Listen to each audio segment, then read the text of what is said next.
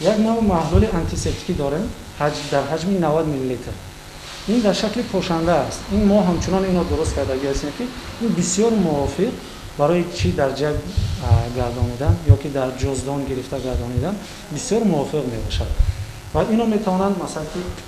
نفرهایی که از این استفاده کنند با سادگی اساساً اون جایهایی که زیادتر دست میرسانند روزمره عموما اون جایهایی که زیاد دست رسانیده میشود بسیار قلای و موافق میشود که زود از این محلول برای بی‌ضرر گردانی استفاده برند.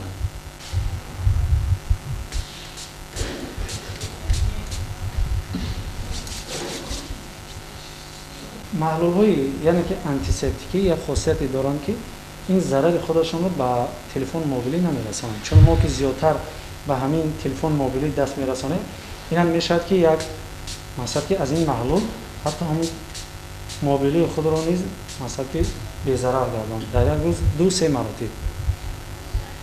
و حتما توصیه داده میشود که بعد استفاده بری پول حتما مثلا از این محلول استفاده برند. چون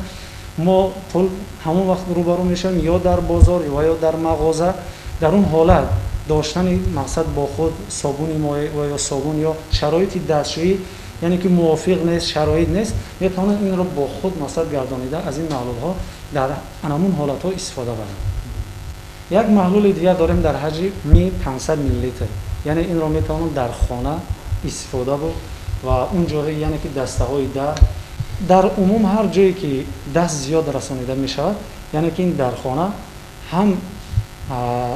موافق است و هم خراجات کمتر مثلا طلب می شود در این و از این محلولی که پوشنده است اینا برای بی‌ضرر گردانی ساعت‌های دستی هم بسیار عینی مدعا است.